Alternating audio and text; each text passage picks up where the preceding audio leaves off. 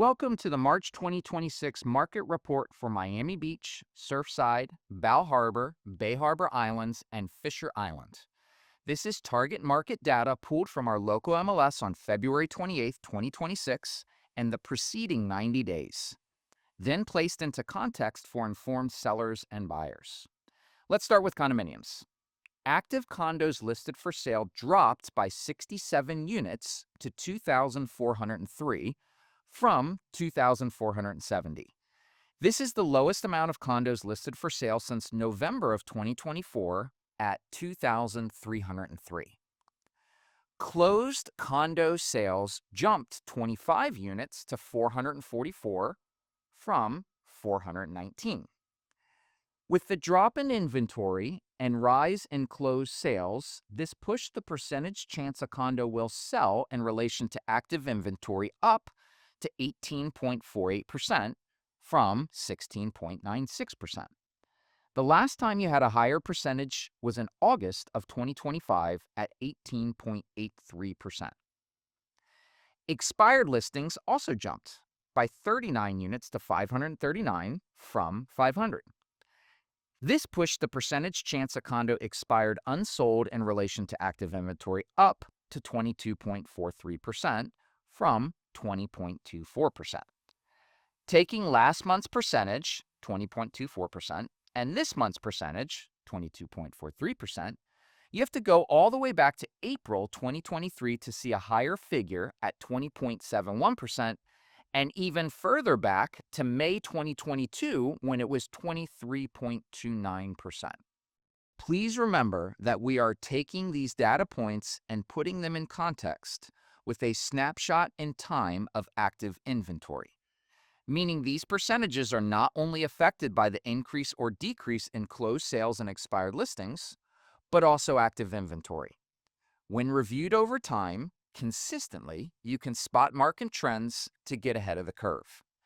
In conclusion, for condos, sellers have a higher likelihood their condo expires unsold versus selling by a 3.95% difference.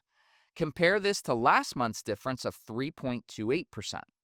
The last time you had a seller have a greater chance their listing would sell versus expiring unsold was in December 2025 at 1.12% in favor of selling.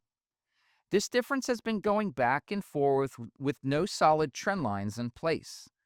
There was a noticeable change between the September 2024 difference of 7.13% in favor of selling to October 2024 dropping to 2.55% in favor of selling. And there has been no real breakout in either direction since then. Let's move on to single-family homes. Active homes listed for sale increased by 3 units to 287 from 284. Over the past year, this figure has ranged from 246 on the low end in October 2025 and 343 on the high end in April 2025. Closed home sales dropped 3 units to 65 from 68. The percentage chance a home will sell in relation to active inventory went down to 22.65% from 23.94%. The last time you had a lower percentage was in December of 2025 at 21.77%. Expired listings increased by 2 units to 41 from 39. This pushed the percentage chance a home expired unsold in relation to active inventory up to 14.29% from 13.73%.